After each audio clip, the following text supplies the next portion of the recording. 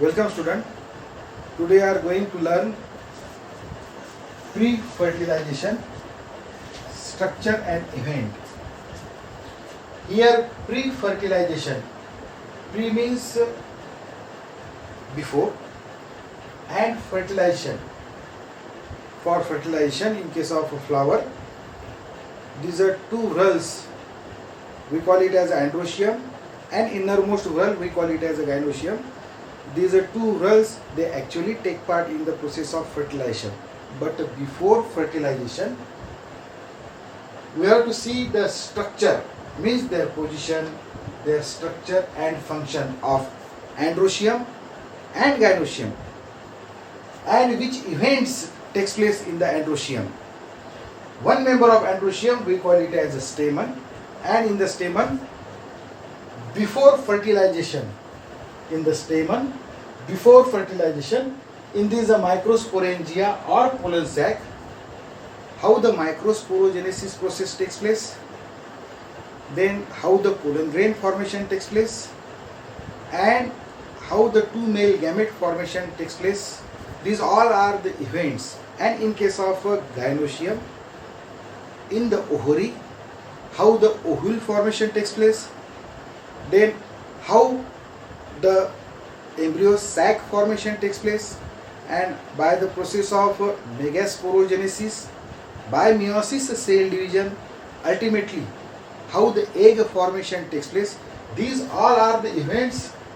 These all are the events. We call it as a pre-fertilization events. Before fertilization, these all events takes place in the flower.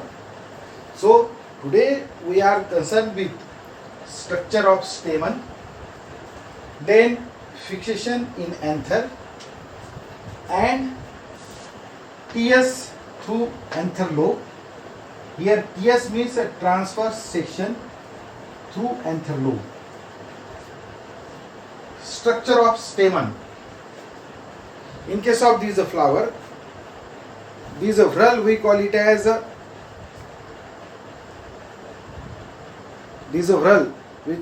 androecium, and one member of this androecium we call it as a stamen. In case of this flower of Delaunayx regia, one member of androecium we call it as what? Stamen, and this stamen, it consists of anther lobe, connective, and this one is the filament. In case of this Dhatura, this one Dhatura stramonium flower, in this flower, these all are the male reproductive organ, and these all male reproductive organ, this one collectively we call it as androecium, and one member of this androecium, this one member of this androecium we call it as a stamen. It consists of anther lobe, connective, and this is a long, this one we call it as a filament. Here we will learn this structure of stamen in this 3-point position, second structure and function. Now what is the position of these stamen in flower? These are stamen, they are present in this flower. This stamen, in some flower it get attached to the petal, means the stamen we call it as a epipetalous, or in majority of flower these stamens get attached to the thalamus, or we call it as a receptacle. Now structurally, stamen, it consists of this one anther lobe, then it consists of this structure we call it as a connective, and it consists of this long, this stalk, or we call it as a filament. Now anther lobe, this one anther lobe in case of this stamen are of two types. One we call it as a monothecous. In some plant it is a monothecous type of anther lobe, and in some plant it shows dithecous type of what? Anther lobe. Here theca means lobe, mono means one, thickest or theca, we call it as a lobe, one lobe anther. In case of Malvaceae, for example, in case of cotton, kapas, Gossypium herbaceum, this anther lobe is monothecious, means it consists of only one lobe. But in majority of plant, it shows a two-lobed anther. We call it as a diathecious anther. Now these are anther lobe, these are two anther lobe. This one is the one anther lobe and this one is the second anther lobe.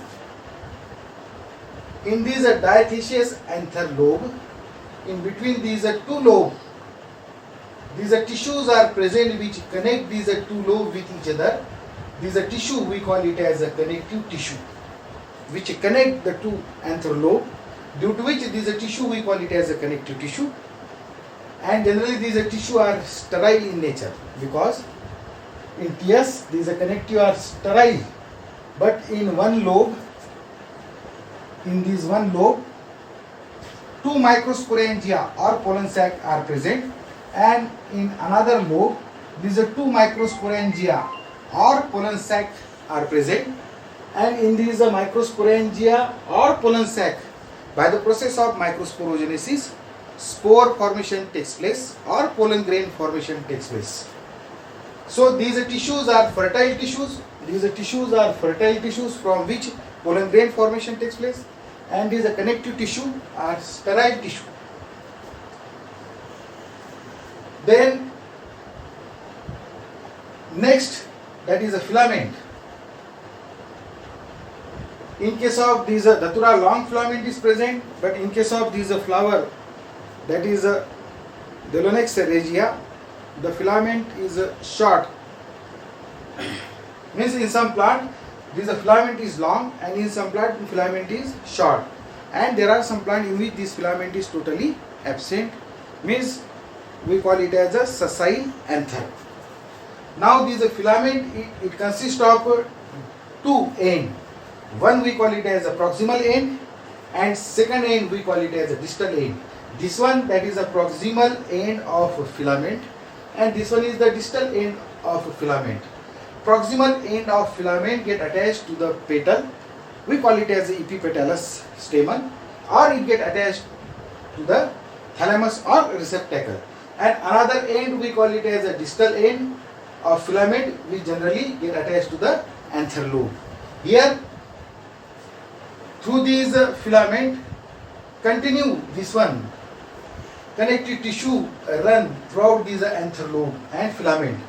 The main function of these connective tissue, this sterile tissue, is to conduct water and mineral salt and provide these water and mineral salt and food material to the developing pollen grain inside these microsporangia or the pollen sac. Then function of these anther lobe. In the anther lobe, by the process of microsporogenesis, pollen grain formation takes place.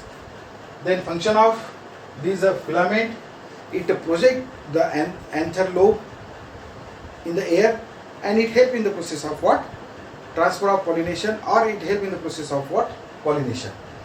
Then next, fixation in case of anther.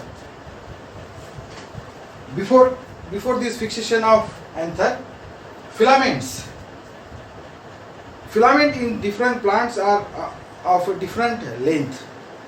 The number and length of stamen are variable in flowers of different species.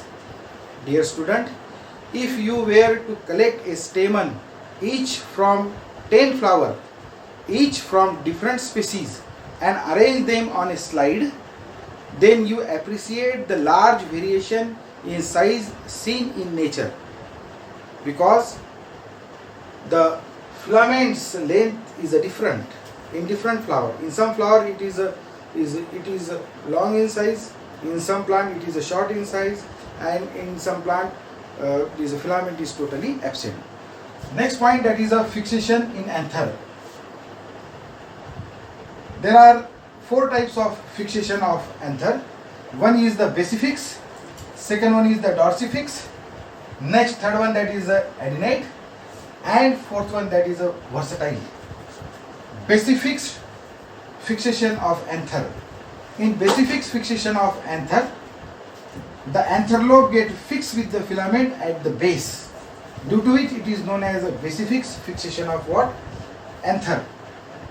Basifix fixation is generally occur in case of a family, we call it as a Malvaceae. For example, in case of a cotton, that is a Gossypium herbaceum. And second example, that is the Brassica campestris. In Hindi we call it as sarso, in Marathi we call it as rai, and in the botanical name of these rai we call it as Brassica campestris. So generally in case of Malvaceae or cotton, this anther lobe is monothecious, means only one lobe is present, and this anther lobe get fixed with the filament at the base, due to which we call it as a basifix fixation of what? Anther. Second, we call it that is a dorsifix anther. Here the anther get fixed with the filament towards the dorsal side, due to which we call it as a dorsifix fixation of what? Anther. For example, in case of these passiflora. The next, that is the adnate. In case of adnate fixation, the filament run throughout the two lobe. Such type of fixation we call it as a adnate type of what? Fixation. And last, we call it as a versatile. Versatile type of these fixation generally occur in case of anemophilous flower. Here anemo means wind, means such a plants which get pollinated with the help of wind. For example, in case of grass, it shows the versatile type of this anther lobe, means the anther lobe get attached to the filament at one point, and the anther lobe they move in all direction. Such type of, they move in all like these directions, such type of fixation of this anther lobe we call it as a versatile type of fixation of anther lobe. Then next, that is a TS through anther lobe. It shows the 2 theca and 4 microsporangia bilobed anther in the section. If you take a section through the anther lobe, it shows this filament, this one, and if you take a section through this anther lobe, it shows like this one lobe, and this one is the another lobe. In one lobe, in first lobe, it shows like this 2 microsporangia, this one microsporangia, or we call it as a pollen grain. And in this one first lobe, and this one is the second lobe, and in the second lobe it shows that these are two, like these are 2 microsporangia, and these are microsporangia also called as a pollen sac, means 1, 2, 3, and these are 4. Collectively we call it as a microsporangia, and only one this structure we call it as a microsporangium.